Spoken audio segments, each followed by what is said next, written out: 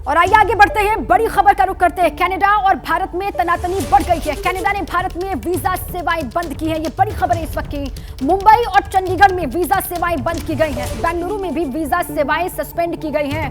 बड़ी खबर, कनाडा और भारत में तनातनी अब किस तरीके से बढ़ती हुई दिखाई दे रही है। कनाडा ने भारत में वीजा सेवाएं बंद की हैं। मुंबई और चंडीगढ़ में वीजा सेवाओं को सस्पेंड कर दिया गया और इसके साथ साथ बेंगलुरु के लिए भी कहा जा रहा है, बेंगलुरु में भी वीजा सेवा सस्पेंड की गई है कनाडा की तरफ से। तो निज्जर की हत्या का मामला, जिसको लेकर लगातार भारत और कनाडा के बीच तनातनी बढ़ती हुई नजर आ रही है, जहां कनाडा ने भारत पर आरोप लगाए थे। हालांकि भारत ने इन सभी आरोपों को सिरे से नकारा, लेकिन इसके बाद कनाडा ने अब भारत में अपनी वीजा सेवाओं को बंद कर दिया है। मुंबई और चंडीगढ़ में वीजा सेवाओं को बंद कर दिया गया है। इसी के साथ बेंगलुरु में भी वीजा सेवाएं सस्पेंड कर दी गई है। कुल मिलाकर अब यह मामला बढ़ता हुआ नजर आ रहा है, क्योंकि जिस तरीके से देखिए एक्शन लिया जा रहा है। अब इससे पहले भी आपको याद होगा 41 राजनयिकों की कनाडा में वापसी हुई है और देखिए अब कुल मिलाकर ये जो तनातनी है बढ़ती नजर आ रही है। और ज्यादा जानकारी देंगे हमारे साथ इस वक्त निधिश्री कनाडा एम्बेसी से लाइव जुड़ गई हैं। लता शर्मा मुंबई वीजा सेंटर से हमारे साथ मौजूद हैं। असीम बस्सी चंडीगढ़ वीजा सेंटर से हमारे साथ जुड़ गए हैं। इसी के साथ ही foreign affairs editor Ashish Kumar Singh को आप इस वक्त टीवी स्क्रीन पर देख रहे हैं। सबसे पहले निधिश्री आपसे जानना चाहेंगे, क्योंकि जिस तरीके से लगातार कार्रवाई हो रही है और अब वीजा सेवाएं सस्पेंड कर दी गई, आप कनाडा एम्बेसी पर ही मौजूद हैं, वहां से क्या अपडेट मिल रहा है?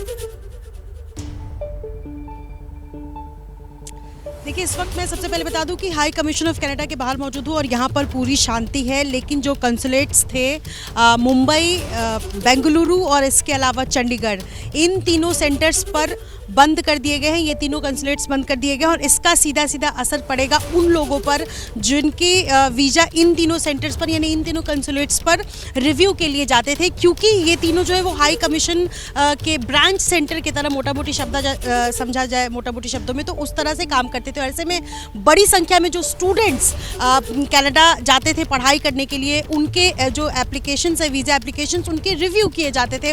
और ऐसे में ये जो कंसुलेट्स बंद हुए हैं, एप्लीकेशन केंद्र बंद हुए हैं, इससे सीधा सीधा असर उन लोगों पर पड़ेगा जिनके वीज़ा प्रोसेस में अब दिक्कतें आएंगी। और इस वक्त यहाँ की तस्वीरें चूंकि सबसे पहले दिखाना ज़रूरी हो जाता है, हाई कमीशन ऑफ कनाडा के बाहर यहाँ पर मैं मौजूद हूँ और यहीं पर अब आना पड़ेगा। और जहाँ जहाँ कंसुलेट्स बंद हुए हैं वहाँ पर यही कहा जा रहा है कि सीधा संपर्क अब आपको यहीं से करना पड़ेगा और यहीं से जो भी नोटिफिकेशन अगला आएगा उसके लिए इंतज़ार करना पड़ेगा। तो ये बड़ी खबर है। जिस तरीके से पिछले कुछ हफ्तों से जो खबर तनातनी की आ रही थी भारत और कनाडा के बीच, अब इसका सीधा सीधा असर जो है वो इस पर पड़ा है। जिस तरीके से 41 डिप्लोमेट्स के जो इम्यूनिटी है उसको खत्म करने की बात, कई महीनों से जो विवाद कनाडा और भारत के बीच में चल रहा है वो और बढ़ता हुआ दिखाई दे रहा है, या फिर कह लें कि गहराता हुआ दिखाई दे रहा है। लता भी हमारे साथ बनी हुई है, मुंबई से वीजा सेंटर से उनकी मौजूदगी है। लता, वहां पर मुंबई में भी वीजा सेवाएं सस्पेंड कर दी गई है कनाडा की तरफ से। अब किस तरीके से रिएक्शन वहां से सामने आ रहे हैं, वहां से क्या अपडेट है?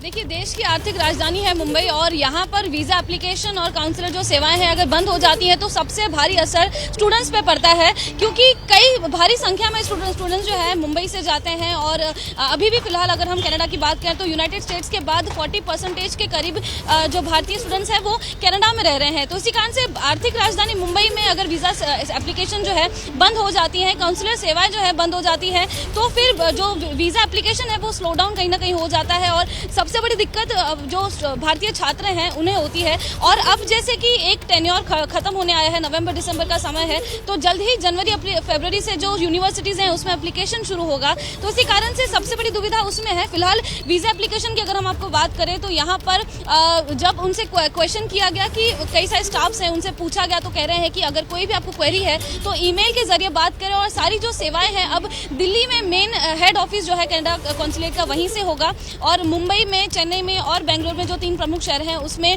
अब सेवाएं बंद हो गई हैं। तो इसी कारण से मुंबई जो कि आर्थिक राजधानी है वहां पर ज्यादा असर देखने बिल्कुल मिलेगा। ज्यादा असर, क्योंकि आर्थिक राजधानी है, लेकिन इसके अलावा कई और शहर भी ऐसे हैं जहां से इसका सीधा असर देखने को मिल रहा है। वहां की भी तस्वीरें जानेंगे।